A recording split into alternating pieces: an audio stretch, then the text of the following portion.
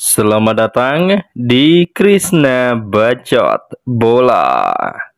Di awal keberhasilan tim nasional Indonesia melaju ke babak ketiga kualifikasi Piala Dunia Zona Asia 2026, tim nasional Garuda seakan tidak diperhitungkan oleh lawan-lawan mereka di grup yang sama. Seperti kita ketahui, tim nasional Indonesia di putaran ketiga kali ini berada di grup C bersama dengan Bahrain, Australia, Arab Saudi, Tiongkok, dan juga Jepang.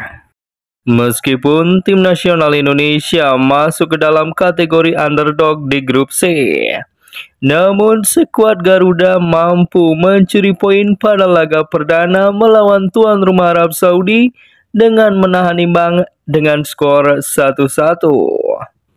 Di laga berikutnya saat bertandang ke markas Bahrain, lagi-lagi skuad Garuda di bawah asuhan Sintayong berhasil hampir mencuri kemenangan sebelum akhirnya dibuyarkan oleh gol penyama kedudukan kontroversial tuan rumah yang menjadikan skor 2-2.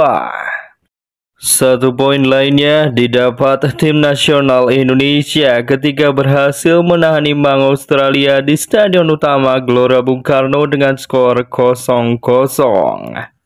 Kemudian kekalahan satu-satunya hingga saat ini di kualifikasi Piala Dunia Zona Asia putaran ketiga diderita tim nasional Indonesia saat bertandang melawan tuan rumah Tiongkok dengan skor 1-2.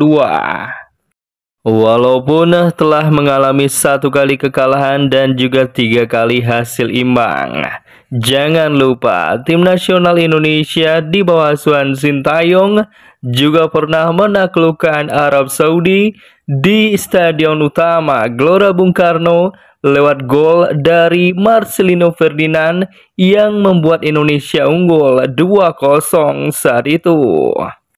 Dengan bermodalkan 1 kali kekalahan, 3 hasil imbang, dan juga 1 kali kemenangan, jadilah tim nasional Indonesia saat ini berada di peringkat 3 klasmen sementara saat ditinggalkan oleh Sintayong.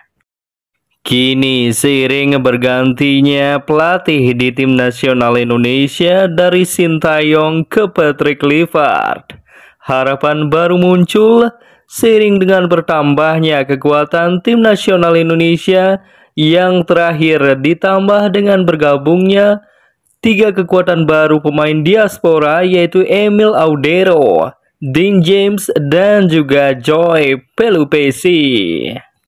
Dengan bertambahnya kedalaman skuad tim nasional Indonesia yang berkualitas dan juga mumpuni, kini tim nasional Australia pun bisa kita imbangi, bahkan bukan tidak mungkin kita bisa mencuri kemenangan dari markas mereka. Seperti kita tahu, tanggal 20 Maret nanti tim nasional Indonesia akan bertandang ke markas Australia. Laga tandang melawan tuan rumah Australia pada 20 Maret nanti bukan hanya laga debut bagi Ole Rummenigge, Dean James, Emil Audero, dan juga Joy Pelupesi, melainkan juga debut bagi Patrick Kluivert dalam menangani tim nasional Indonesia.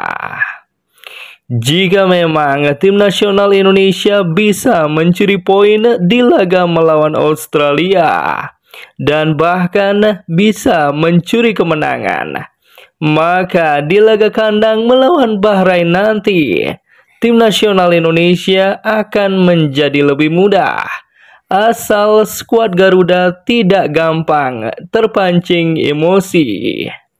Hal itu karena di atas kertas skuad Bahrain tidaklah lebih kuat dari skuad tim nasional Australia.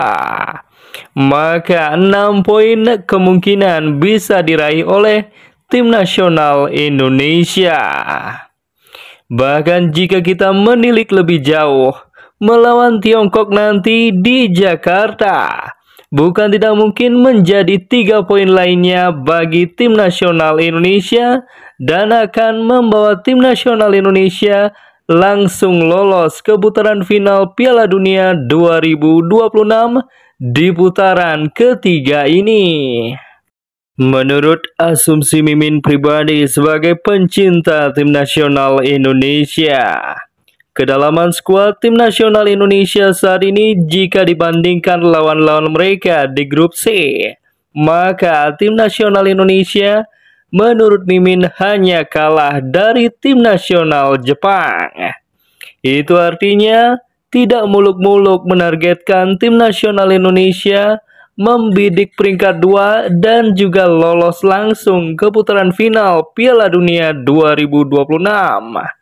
Seperti kita tahu, 2 peringkat teratas akan diberi jatah lolos langsung ke putaran final Piala Dunia.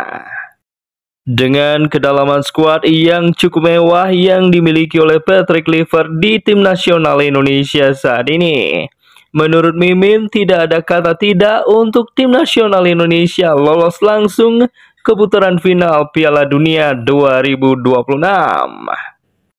Kecuali ada kendala non-teknis dalam perjalanan tim nasional Indonesia menghadapi laga-laga tersebut. Bagaimana menurut kalian football lovers? Apakah kalian sependapat dengan asumsi Mimin?